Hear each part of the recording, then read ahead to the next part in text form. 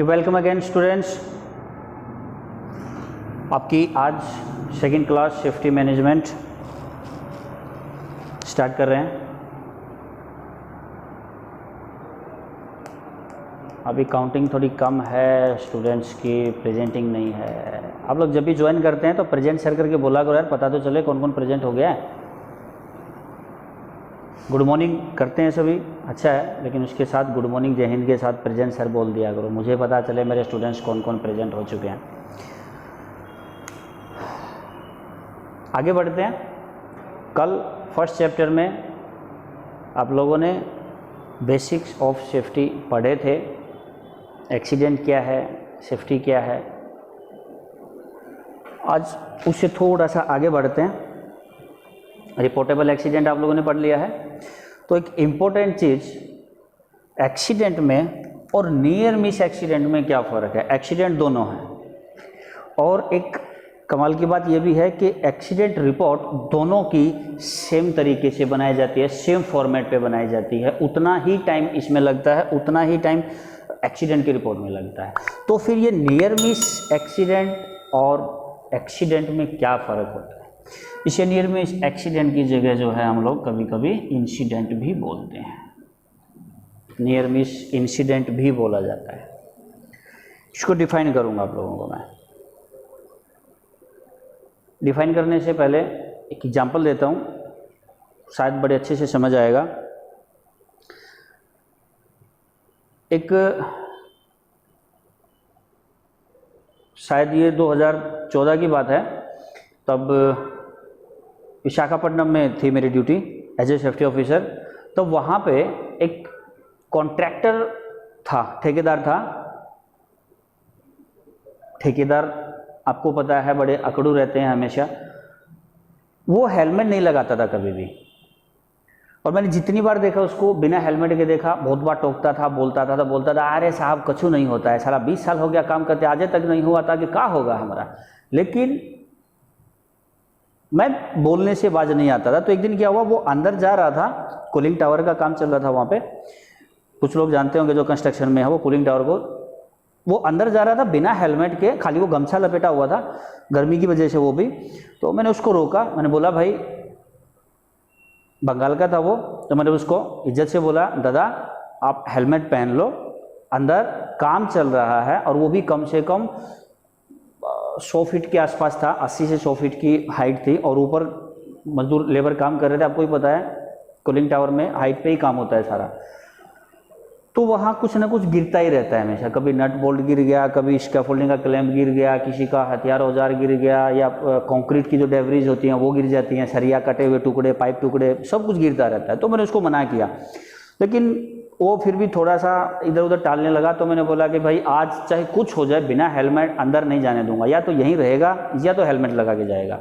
तो उसने गुस्से में एक मजदूर से, अपने लेबर से हेलमेट मांगा और हेलमेट पहन लिया। तो हेलमेट पहन के अंदर गया, तो उसने चाबी लेनी थी अपने क्वार्टर की या किसी भी चीज़ की। उसने फ़ोन करके ऊपर से बोला उसको, मजदूर को, कि ऊपर से चाबी गिरा। तो चाबी गिरा रहा था, तो वहाँ से सामान गिरा, 2 क्लैंप और एक 5 फीट का स्कैफोल्डिंग पाइप। स्कैफोल्डिंग पाइप आप जानते हैं कितना मोटा होता है। ऊपर से 3 चीज़ें गिरी। तो स्कैफोल्डिंग पाइप उसके बिल्कुल, ये मान लो कि सिर्फ 5-6 इंच आगे, एकदम मुंह के आगे से, चेहरे के आगे से ऐसे सीधा आया और पूरा का पूरा ज़मीन में घुस गया। पूरा पाइप इतना सा शायद मेरे को दिखाई दिया था वो ज़मीन में, बाकी पूरा 5-6 फुट का ज़मीन के अंदर चला गया। और वो 2 क्लैंप जो गिरी थी, एक क्लैंप उसके थोड़ा सा आगे गिरी और एक क्लैंप उसके हेलमेट पे आगे लगी, जिसने हेलमेट को तोड़ दिया।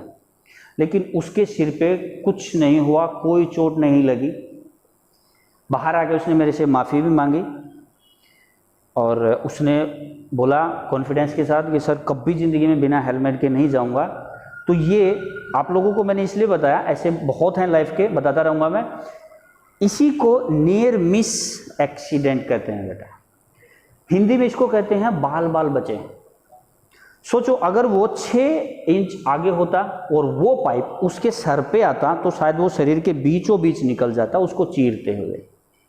एक्सीडेंट तो वो सीरियस था, उसको हो भी सकता था, किस्मत थी, चलो इस बार बच गया। लेकिन एक्सीडेंट तो उतना ही सीरियस था, उसका रिपोर्ट तो उतना ही तगड़ा बनेगा, उसकी एक्सीडेंट रिपोर्ट उसी फॉर्मेट पे बनेगी जिस पे कोई भी एक्सीडेंट की रिपोर्ट बनाई जाती है। तो नियर मिस एक्सीडेंट इंसिडेंट का मतलब होता है कि एक्सीडेंट तो हुआ लेकिन आप उससे जरा सा बच गए, जैसे वो आदमी बच गया था। वही एक्सीडेंट अगर उसके साथ थोड़ा सा मिस कर गया वो, लेकिन अगर हो जाता तो शायद जिंदा नहीं बचता। So that near miss accident. आप कहीं रोड पे खड़े होते हैं, आपके पास से एक गाड़ी ऐसे गुजर जाती है आपके कपड़ों से टच करते हुए 100 की स्पीड में, तो उसको क्या कहेंगे? एक्सीडेंट तो वो है लेकिन नियर मिस एक्सीडेंट है। नियर मिस मतलब एकदम बिल्कुल जरा सा बच गया, अगर 2 इंच आगे होता तो शायद गाड़ी ठोक के चली जाती। इसको हम नियर मिस एक्सीडेंट कहते हैं। और इंडस्ट्रीज में और कंस्ट्रक्शन के अंदर ऐसे डेली देखने को मिलेंगे आपको। तो ध्यान रखना, नियर मिस एक्सीडेंट भी एक तरह का सीरियस एक्सीडेंट होता है। किस्मत ने इस बार बचाया है, शायद अगली बार किसी को ना बचा पाएगी। चलो नेक्स्ट पे चलते हैं। अब बात करते हैं कि हैजार्ड क्या होता है। What is hazard? इसका हैजार्ड और डेंजर एक्चुअली दोनों का मतलब ऐसे खतरा ही होता है। डेंजर का मतलब भी खतरा है, हैजार्ड का मतलब भी खतरा है। तो यहाँ सेफ्टी के अंदर हमें खतरा इसलिए सीखना पड़ेगा, खतरे के बारे में इसलिए जानना पड़ेगा, जानकारी चाहिए इसके बारे में, क्योंकि सेफ्टी जो है, जब तक हैजार्ड को हम एलिमिनेट नहीं करेंगे, उसका सलूशन नहीं निकालेंगे, हैजार्ड्स को नहीं रोकेंगे, तब तक हम सेफ्टी नहीं कर पाएंगे। लोगों को चोट किस वजह से लग सकती है, उनको खतरा क्या है, अगर हम ये नहीं जान पाए तो कभी भी उन्हें बचा नहीं पाएंगे, उनकी सेफ्टी नहीं कर पाएंगे। रोड के बीचों बीच सीवर लाइन का हॉल का जो ऊपर कवर होता है, वो अगर खुला हुआ है तो क्या है? वो हैजार्ड है। वो एक तरह का हैजार्ड है, खतरा है। उसमें कोई भी गिर सकता है अगर ध्यान नहीं गया तो। अंधेरा हुआ तो हर कोई गिर सकता है उसमें, वो खतरा है। बिजली की लाइन गई हुई है वहाँ से और उस पर कोई प्रोटेक्शन नहीं लगाई गई है, नंगी तारे हैं और आदमी की पहुँच है, रीच है, एक्सेस है वहाँ तक किसी भी आदमी की। तो किसी भी आदमी का गलती से हाथ टच हो या हाथ में पाइप सरिया कुछ लेके जा रहा है वो टच हो, तो वो क्या है? वो हैजार्ड है, वो खतरा है। हैजार्ड या खतरा कोई भी वो चीज़ हो सकती है जो आपको नुकसान पहुँचाने की संभावना रखती है। कोई भी, कुछ भी, वो कुछ भी एक हैजार्ड होता है जो किसी भी इंसान को नुकसान पहुंचाने का संभावना रखता है। कोई भी चीज़, जैसे अभी मैंने एग्जांपल आपको कुछ दिए। अब ये कितने टाइप के हैं? Mechanical hazards. मैकेनिकल हैजार्ड्स मतलब इंडस्ट्री में या कंस्ट्रक्शन पे जब हम मशीनों के साथ काम करते हैं तो बहुत सारे ऐसे हैजार्ड्स होते हैं वहाँ पे जो हमें नुकसान पहुँचा सकते हैं। मशीन की गार्डिंग नहीं है, उसकी बेल्ट, उसकी पार्ट्स जो हैं वो ओपनली चल रहे हैं, वो खुले में चल रहे हैं, किसी का भी हाथ, कपड़ा, चादर उसमें आ सकता है। बिजली का इक्विपमेंट्स है, उसको ELCB या तो जो है RCCB नहीं दिया गया, उसको प्रोटेक्शन नहीं दिया गया है, उसका डोर हमेशा टूटा रहता है, खुला हुआ रहता है, नंगी तारें हैं, वो मैकेनिकल इलेक्ट्रिकल दोनों इकट्ठे मान सकते हैं, हैजार्ड के अंदर आता है। तो मशीनों के द्वारा जो कभी भी किसी तरीके का नुकसान होता है तो उसको मैकेनिकल हैजार्ड में काउंट करते हैं। फिजिकल हैजार्ड मतलब शारीरिक काम करते टाइम में जब हमें हैजार्ड होते हैं, हम कोई चीज़ एकदम से ऐसे गलत तरीके से गलत पोस्चर में उठाने की कोशिश करें, कमर में चोट लग जाए, बहुत ज़्यादा भारी हमने उठा लिया, गर्दन में झटका लग जाए, हाथ में झटका लग जाए या हाथ कहीं दब जाए, physical hazard. Chemical hazard, you know very well about chemical hazard. Chemical के कांटेक्ट में आने से कुछ स्लोली कुछ रैपिड रिएक्शन करते हैं केमिकल। किसी भी तरीके के केमिकल के कांटेक्ट में आने से जो शारीरिक नुकसान होता है हमारे शरीर पे, किसी भी तरीके का हैजार्ड अगर हमें पोटेंशियल हैजार्ड महसूस होता है तो वो केमिकल हैजार्ड है। एनवायरमेंटल हैजार्ड होते हैं आपके चारों तरफ के वातावरण के अंदर जो धुआं है, जो डस्ट है, जो गंदी बदबूएं फैली हुई हैं, सीमेंट प्लांट के अंदर, टेंट प्लांट के अंदर, ऑयल एंड गैस के अंदर जो बदबू होती है, जिसको सूंघने से, ज़्यादा उसके कांटेक्ट में रहने से इंटरनल प्रॉब्लम्स होती हैं, वो एनवायरमेंटल हैज़ार्ड होते हैं। बायोलॉजिकल हैज़ार्ड ये ज़्यादातर मेडिकल वेस्ट से ही होता है, कहीं पे ज़्यादा वेस्ट गंदगी पड़ी हो तो वहाँ, बाकी इसका बहुत कम यूज़ में आपको मिलता है। ये इंडस्ट्रीज में शायद होता है, केमिकल इंडस्ट्रीज में या हॉस्पिटल इंडस्ट्री के अंदर होता है। ऑर्गेनाइजेशनल एक नया हैज़ार्ड है, बहुत कम लोगों को समझ आता है, फिर भी ऑर्गेनाइजेशन हैज़ार्ड में बताता हूँ बेटा।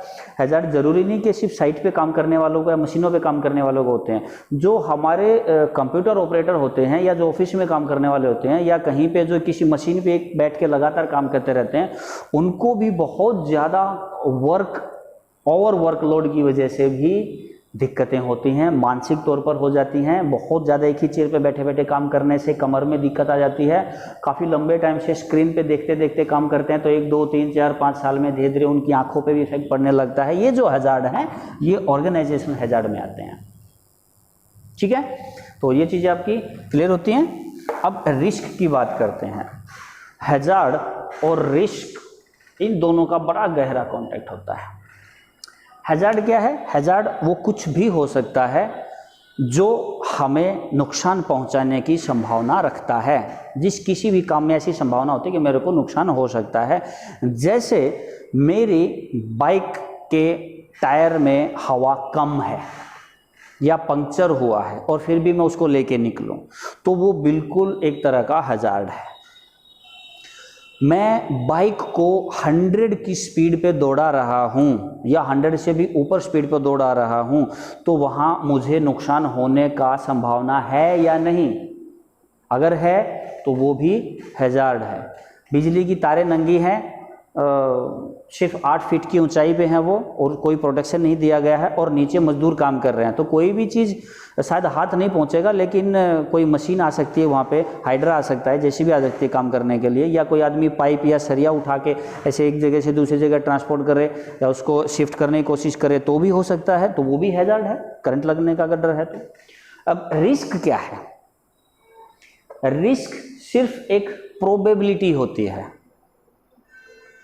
रिस्क एक प्रोबेबिलिटी होती है जो हैज़ार्ड का रिजल्ट होता है। हैज़ार्ड का जो रिजल्ट होता है कि ये हैज़ार्ड की वजह से जो मेरे को नुकसान होगा वो कितना होगा, उसकी प्रोबेबिलिटी क्या होगी, संभावना है मतलब कितना होगा, उसको हम रिस्क प्रोबेबिलिटी में ही काउंट होता है, मैं उसको रिस्क बोलेंगे। जैसे अभी बाइक का मैंने एग्जांपल दिया, बाइक 100 की स्पीड में या 110 की स्पीड में जो है प्रति घंटा की स्पीड में मैं दौड़ा के लेके जा रहा हूं, तो उसमें हैज़ार्ड तो है क्योंकि वो आउट ऑफ लिमिट में दौड़ा रहा हूं, उसको आउट ऑफ लिमिट स्पीड में चल रहा है, वो हैज़ार्ड है। तो ये हैज़ार्ड से जो एक्सीडेंट होगा उससे मेरे को नुकसान होने के कितने चांसेस हैं। अब 100 की स्पीड में अगर किसी 2 व्हीलर को हम भगाएंगे तो मुझे नहीं लगता कि जान बचने के चांसेस होंगे, शायद बहुत कम चांसेस हैं कि किसी गाड़ी के साथ, किसी पशु पक्षी के साथ या किसी भी दीवार के साथ अगर टकराए तो बचना बहुत मुश्किल है। तो रिस्क क्या करेंगे? रिस्क को हम टॉप लेवल पे मान के चलेंगे। प्रोबेबिलिटी अगर 10 में से पॉइंट दिया जाए तो हम 8 या 9 पॉइंट दे सकते हैं, प्रोबेबिलिटी इतनी है रिस्क की। अगर उसी बाइक को हम 60 किलोमीटर प्रति घंटा की स्पीड से अगर हम चला रहे हैं, 60 किलोमीटर प्रति घंटा की स्पीड में अगर हम लोग उसको चला रहे हैं तो रिस्क कितना होगा? गिरेंगे तो भी ऐसा नहीं है जान जाएगी, अगर 60 की स्पीड में गिरे तो शायद 1-2 बार पलटी करके इधर उधर गिर सकते हैं, कहीं पे कोई सामने से व्हीकल नहीं आया तो बचने के चांसेस हैं, चोट ज़्यादा लगेगी लेकिन जान तो नहीं जाएगी। तो उसमें अगर हमें प्रोबेबिलिटी निकालनी हो रिस्क की तो 10 में से कितने नंबर देंगे? 5 कम से कम दे सकते हैं कि हाँ भाई चोट तो ज़्यादा लगेगी लेकिन उतना सीरियस नहीं रहेगा कि ये इसकी जान नहीं बचेगी, तो उतना ठीक है। अगर वही बाइक को हम लोग सिर्फ अपनी लिमिट में 30 से 40 किलोमीटर की स्पीड में आप चला के जा रहे हो तो उस टाइम जो हैज़ार्ड है गिर के एक्सीडेंट होने का, तो उसमें रिस्क कितना % होगा? मुश्किल से 2 से 3% मान के चलेंगे कि हाँ भाई गिरा तो वैसे भी 30-40 की स्पीड में अगर कुछ आ भी गया तो ब्रेक मार के उसको रोक सकता है, मतलब सेफ्टी मेजर्स जो हैं वहाँ पर वो रोक सकता है। तो 2-3 पॉइंट तक ही हम लोग अपनी प्रोबेबिलिटी को रखेंगे इसके अंदर हैं। और साइकिल पे जा रहे होंगे तो मेरे ख्याल से हम 0 मान सकते हैं। साइकिल पे गिरा भी तो कुछ ज़्यादा चोट नहीं लगती यार, गिरा तो उठ जाएगा वापस, नहीं तो ब्रेक मार के दोनों पैर लगा लेगा, रोक लेगा उसको, समझे भी। तो हैजार्ड में और रिस्क में ये फ़र्क होता है। इनकी डेफिनेशन क्या है हिंदी की इंग्लिश की, आप नोट्स में से, गूगल से, बुक से, कहीं से भी देख सकते हैं बेटा, पढ़ सकते हैं। तो ये तीनों चीज़ें आज आपकी क्लियर होती हैं। तो ज़्यादा लंबा वीडियो को नहीं खींचेंगे, उतना ही मैंने आपको पहले ही बोला, सिर्फ उतना ही टॉपिक मैटर देंगे जितना हमें इजीली समझ आएगा। धीरे धीरे जब चैप्टर बढ़ेगा तो हम लोग टाइम भी बढ़ाते चले जाएंगे। अभी शुरुआत है, पहले दूसरे आपके चैप्टर चल रहे हैं और यूनिट 1 चलेगी। अभी फायर की भी यूनिट 1 ही चल रही है और सेफ्टी की भी यूनिट 1 ही चल रही है। तो अभी कैसा लगा आपको आज की क्लास? इसका रिस्पॉन्स मुझे कमेंट्स के जरिए ही मिल सकता है। आप लोग कमेंट्स में दे सकते हैं मुझे। जो लोग लाइव क्लास ज्वाइन नहीं कर पाए वो बाद में रिकॉर्डेड वीडियो को मैं हटाऊंगा नहीं, यूट्यूब से आप देख सकते हैं। और ये इन्फॉर्मेटिव अगर हैं ये क्लासेस जो अभी हमने स्टार्ट की हैं, तो ज़्यादा से ज़्यादा स्टूडेंट तक, दोस्तों तक, ग्रुप्स के ज़रिए आप पहुंचाने की कोशिश किया करो। मैं नहीं कहता कि आप चैनल को सब्सक्राइब करो या बहुत ज़्यादा लाइक करो, ये सब ज़रूरी नहीं है। आपको जो सही लगे वही कीजिए, लेकिन कोई भी वीडियो को डिसलाइक करने से पहले मुझे ये ज़रूर बता दीजिए कि यहाँ पे क्या गलत था जिसकी वजह से डिसलाइक किया गया है। इससे मुझे बहुत तकलीफ़ होती है कि अच्छे काम को भी लोग गलत समझते हैं और डिसलाइक देते हैं, गलत रिव्यू देते हैं। हाँ, अगर गलती है मुझे बताएंगे, मैं अगली क्लास में इसको सुधारूंगा डेफिनेटली, ये मेरा प्रॉमिस है आप सभी से। तो चलिए इसी के साथ आज की क्लास ख़त्म करते हैं, यहीं पे मिलेंगे कल फिर सेम टाइम पे सेफ्टी की क्लास में। तब तक के लिए जय हिंद।